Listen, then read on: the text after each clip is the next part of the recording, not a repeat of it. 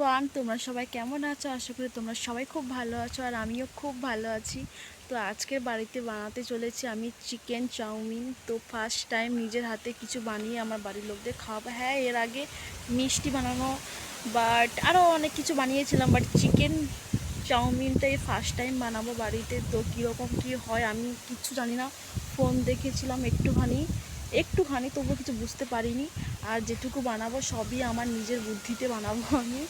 মানে তোমরা হয়তো ভাববে সামান্য তো বানাচ্ছে চিকেন চাউমিন, এতে একটু ওভার অ্যাক্টিং বেশি, বাট আমার কাছে এটা অনেক। তোমরা হয়তো জানো যে প্রথমে যারা কোনো কিছু রান্না বানিয়ে যায় তাদের ফ্যামিলিকে খাওয়ায়, অবশ্যই আমার কাছে এটা অনেকটা বড়, যেহেতু আমি নিজের হাতে রান্না করে সবাইকে খাওয়াবো।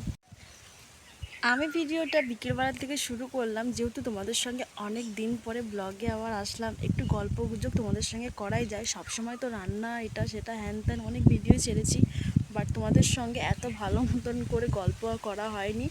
আর যেহেতু আজকে আমার একটা শয়তানের বুদ্ধি তোমাদের কথা শেয়ার করবো, তো সেটা তো একটু বিকেলের দিকে শোনা যাক, সন্ধ্যাবেলার দিকে করব। যেহেতু আমি একজনকে পড়াই, ও 6টা থেকে পড়তে আসে, তার কারণে আগের থেকে সব কিছু কেটে রাখবো আমি তোমাদের সঙ্গে শেয়ার করার জন্য। তো চলো গল্পটা শুরু করা যাক।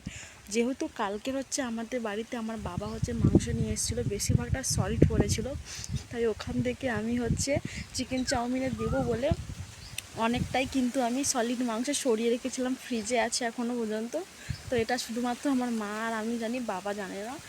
তো খেলে তো আমরাই সবাই খাবো না, তাতে চুরি করলে তো আমি একা খাবো না, সবাই চুরি বলা যায় না, এটা একটা জাস্ট কী বলবো লুকিয়ে রেখেছি।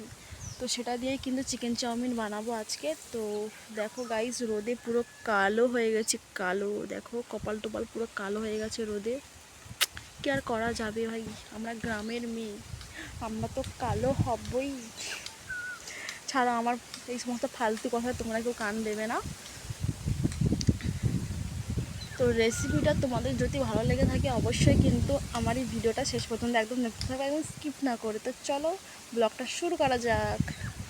তো গাইস, এতক্ষণ ধরে তো আমার গল্প শুনছিলে, এখন না হলে রেসিপিতে ঢোকা যাক। আমি কিন্তু ফ্রিজ থেকে মাংস বের করে নিয়েছি, মাংসগুলো কিন্তু কুচি কুচি করে কেটে সুন্দর করে ধুয়ে রেডি করে সেগুলো কিন্তু ভাজতে হবে।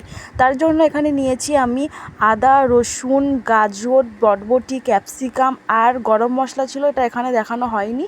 তার সঙ্গে কিন্তু আমি 5 রকমের মশলা ভেজে সেটা গুঁড়ো করে দিয়েছিলাম, আর ছিল সস আর সয়া সস।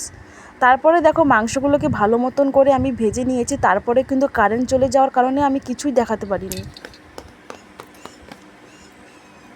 গরম কেমন হয়েছে মুখে বলো? দারুণ।